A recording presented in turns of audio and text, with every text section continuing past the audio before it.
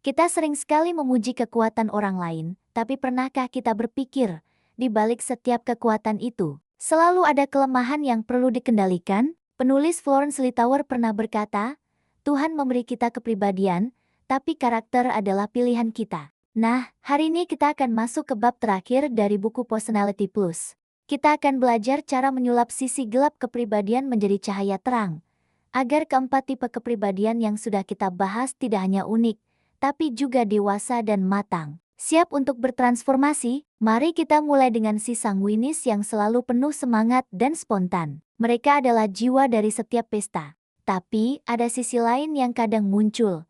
Mereka bisa ceroboh, pelupa, dan tidak konsisten. Florence Littauer menulis, sanguinis sering kehilangan respek karena janji yang tidak ditepati. Rasanya seperti balon yang indah tapi talinya mudah lepas. Jadi, bagaimana cara mengubah kelemahan ini? Kuncinya adalah membuat catatan harian. Bukan sekadar jadwal, tapi juga untuk mencatat setiap komitmen yang dibuat. Latih diri untuk menepati satu janji kecil setiap hari, sekecil apapun itu. Saat lupa, coba ganti kalimat "aduh, aku lupa" dengan "oke, aku akan perbaiki ini sekarang juga." Dengan begitu, kekuatan baru mereka akan muncul. Mereka tetap ceria, tapi sekarang bisa dipercaya. Humor dan tanggung jawab akhirnya bisa berjalan berdampingan. Keren kan? Selanjutnya, si koleris yang terlahir dengan naluri kepemimpinan yang kuat. Mereka bisa menggerakkan banyak orang dan membuat keputusan dengan cepat. Tapi, jika tidak dikendalikan,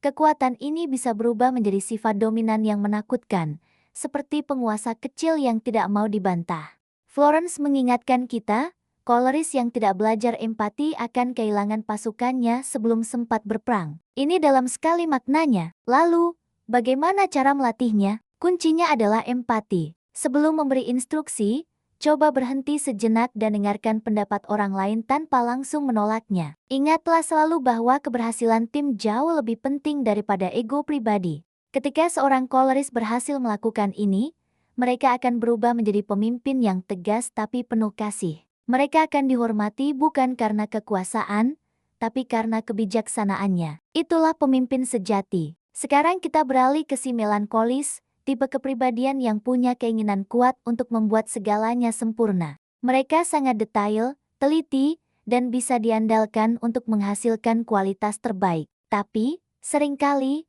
keinginan ini berubah menjadi beban berat yang melelahkan diri sendiri dan orang di sekitarnya. Florence menulis, perfeksionisme adalah bentuk ketakutan yang disamarkan sebagai tanggung jawab.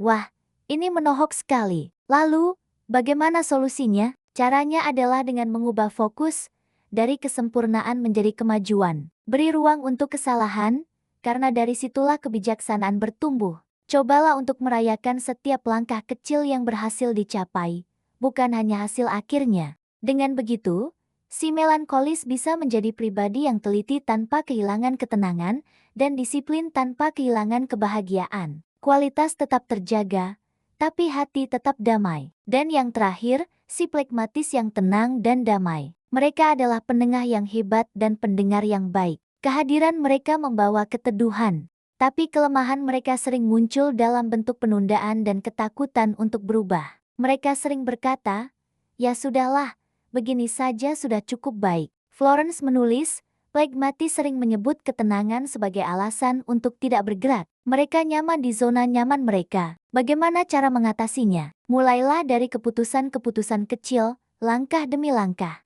Belajar untuk berkata ya pada hal-hal baru yang sebenarnya baik untuk pertumbuhan. Gunakan empati alami mereka bukan hanya untuk mendamaikan, tapi juga untuk memimpin dalam diam, memberikan dukungan yang aktif. Kekuatan baru mereka adalah menjadi penyejuk yang berani. Mereka tetap stabil, tapi juga berkontribusi aktif dalam setiap perubahan positif. Sekarang, coba bayangkan proses transformasi ini. Florence selalu mengingatkan kita, kamu tidak harus menjadi orang lain, tapi jadilah versi terbaik dari dirimu. Kepribadian itu hadiah dari Tuhan, tapi karakter adalah hasil kerja keras kita. Bayangkan keempat tipe ini bekerja sama setelah mereka semua bertumbuh menjadi dewasa. Si sanguinis menebar semangat dan optimisme. Si koleris memimpin dengan visi yang jelas dan penuh empati. Si melankolis memastikan setiap detailnya berkualitas tanpa stres berlebihan. dan si pragmatis menjaga keharmonisan dan stabilitas tim. Sekarang mereka bukan lagi sekadar tipe yang berbeda, tapi menjadi satu tim yang saling melengkapi secara matang dan luar biasa. Kekuatan mereka bersinergi, dan kelemahan mereka sudah diminimalisir. Inilah tujuan akhir dari pertumbuhan karakter. Jadi, kesimpulannya, tidak ada kepribadian yang buruk, yang ada hanyalah kepribadian yang belum disempurnakan. Seperti yang ditulis Florence Littauer, ketika kamu mengenali dirimu dan memperbaiki kelemahanmu, kamu bukan hanya menjadi pribadi yang disukai orang lain, tapi juga pribadi yang disukai oleh dirimu sendiri. Inilah inti dari Personality Plus, memahami diri, menghargai orang lain, dan berkomitmen untuk bertumbuh menjadi versi terbaik dari diri kita. Terima kasih banyak sudah mengikuti seri ini dari awal sampai akhir. Semoga perjalanan ini membantumu lebih mengenali dirimu sendiri dan orang-orang di sekitarmu. Kalau kamu ingin ada versi lanjutan, misalnya membahas Personality Plus untuk pasangan atau Personality Plus untuk orang tua, tulis di kolom komentar ya. Jangan lupa like, bagikan video ini, dan subscribe supaya makin banyak orang bisa mengenali diri mereka. Sampai jumpa di konten selanjutnya.